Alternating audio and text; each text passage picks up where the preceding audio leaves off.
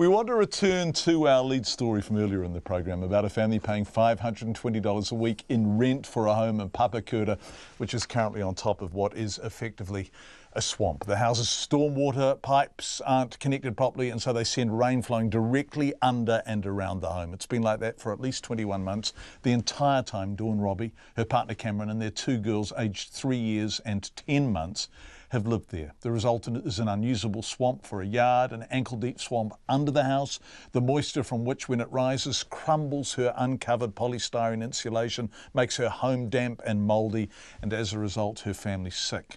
Her 10-month-old is currently recovering after being hospitalised with bronchitis. It's the little girl's third bout. Dawn has been trying to get her landlord, Arvind Raj, to fix the swamp for more than a year now, to no avail. Mr Raj hung up on us when our reporter Zach Fleming called him earlier today. So what do tenants do in situations like this? I spoke a short time ago to Housing Minister Phil Twyford. Well, this swamp house is really a textbook study in why we desperately need to overhaul the rules relating to the quality of rental housing in New Zealand. It's an absolute disgrace. Okay, so when is that overhaul happening?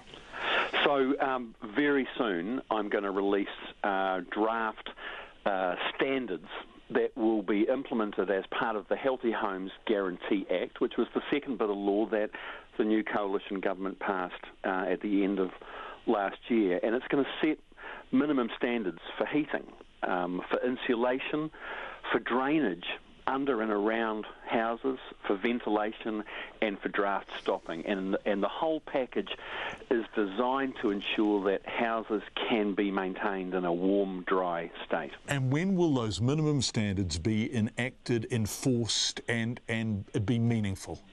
They will kick in July next year. We're also consulting on the kind of phase-in period for that. So we haven't resolved exactly.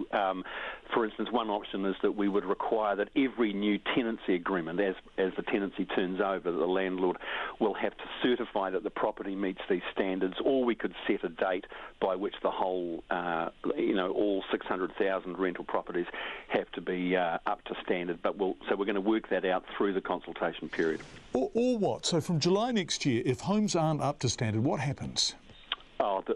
A landlord who certifies that the property meets the standards and then it's found they don't will face a fine of $4,000 and restitution compensation. So pretty hefty fines, and we're beefing up the investigatory powers of the ministry so that we're not only relying on tenants complaining and we're not only relying on kind of a trust-based system. There will be a program of risk-based investigations designed to root out the kind of most egregious breaches of the law. There's real vulnerability in this section of the market, isn't there? I mean, if we look at Dawn and Cameron's case, and we're using this home as a sort of universal in the particular, but not only is it utterly unsatisfactory that there is so much water beneath it and there is so much mould inside it, and it is in this kind of condition, they're paying $26,000 a year to live there. Yes. And so it tells us, doesn't it, about how vulnerable renters are? It does. It tells me two things, John. One is that there are just people, because of the housing crisis, because of the cost of housing, because of the shortage of housing, there are people living in third world conditions right here in the suburbs of our towns and cities. And secondly, the very unbalanced power relationship between renters and landlords, that again is a result of the market. And I'm sorry to interrupt, but does that mean that people aren't axiomatically going to blow the whistle on crappy properties? Because a crappy property is better than no property at all, right? That's what I was going to say. The very unbalanced power relationship means that people won't complain because they think that this is the best they can find, or they're terrified that if they complain, they'll be out on their ear. So and that's why, John, that's why we're changing the rules for renters to provide more security of tenure, to mean that landlords can no longer terminate a tenancy with 90 days' notice and not have to give any reason. We have to rebalance the relationship between landlords and renters and modernise these laws. What do you say to the landlord who is charging $26,000 of after-tax income for these people to live in this house with a 3-year-old?